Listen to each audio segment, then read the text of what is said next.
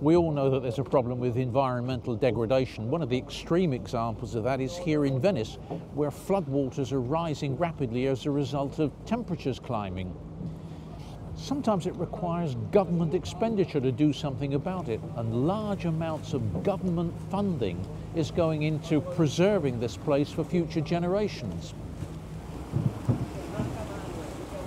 But where governments are unable or unwilling to act, maybe it's the collective action of lots of individuals making a small contribution that will change things, right?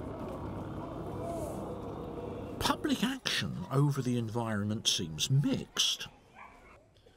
People are now using fewer plastic bags to shop, even where they haven't been taxed. But there isn't much evidence of people walking rather than using the car, even where the distances travelled are very small.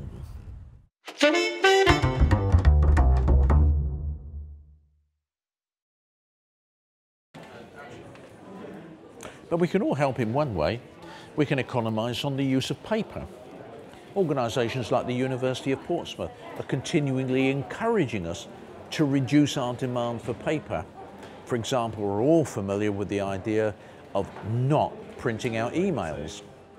That's bound to help, because it saves trees. And trees don't only make the environment visually better, they help by absorbing CO2 emissions. Well, yes, but there are problems with this. It was once thought that the more trees, the better it was for preventing climate change. But Bala et al. Have raised serious doubts about this. It's been shown that the relationship between the number of trees and the amount of carbon absorption isn't linear. But let's go with the idea that more trees means better for the environment. So if we use less paper, we get more trees. Well, actually, we probably don't. The argument seems simple. Less paper means the need for chopping down fewer trees. So what's wrong with that?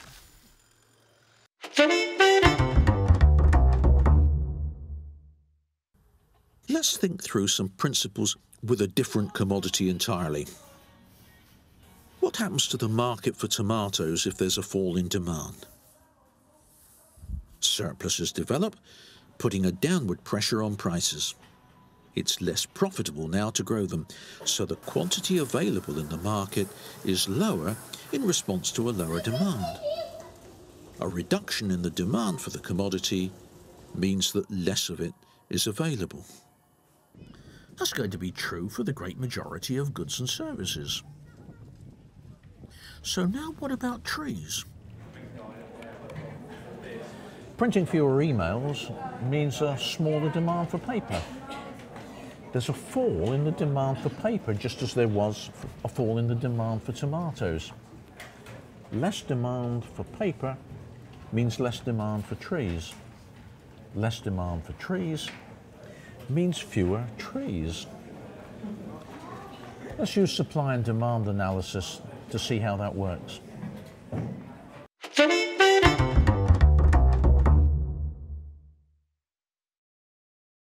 Given the supply and demand for tomatoes, the output we'll tend to get is Q0.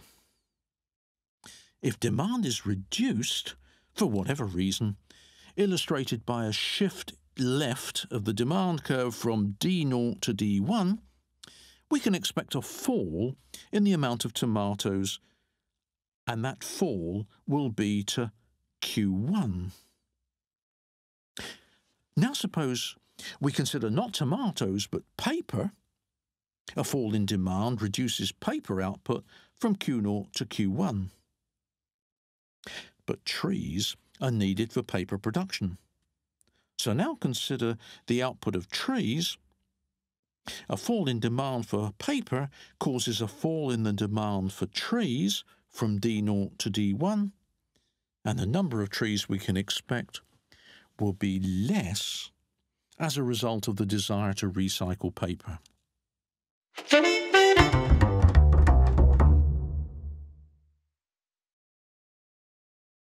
Let's be clear here. If we reduce the demand for paper, it may well profit the university, assuming we don't become less efficient. Furthermore, although this paper looks beautifully clean, producing it is a pretty dirty process. Its environmental effects are called paper pollution. A third of landfill sites is paper.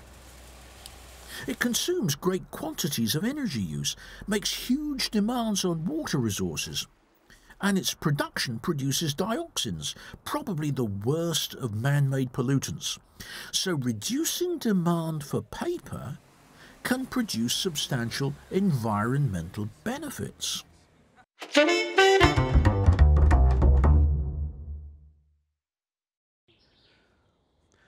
Not all trees are suitable for paper production. Most of it comes from softwoods, larch, fir and so on. And it's produced from managed woodlands, not natural forests like these. So just conceivably, a reduction in the demand for paper could lead to a reduction in the demand for managed woodlands, and therefore, as a result of that, a greater environmental mix of trees.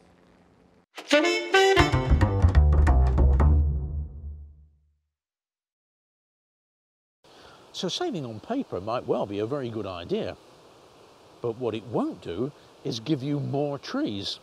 It may well give you fewer.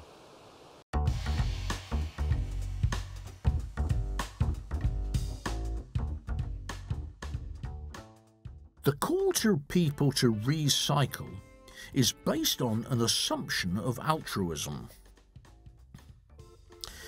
Is that assumption realistic? Paper production is dirty. So how can we assess the overall benefits of saving paper? Why do governments do so little to deal with environmental damage?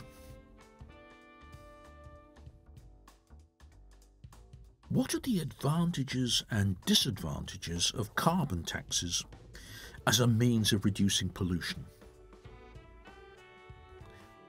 Does it matter that paper can only be produced from certain kinds of trees?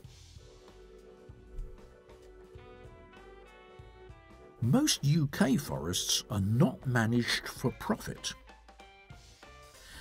Would it be better if they were?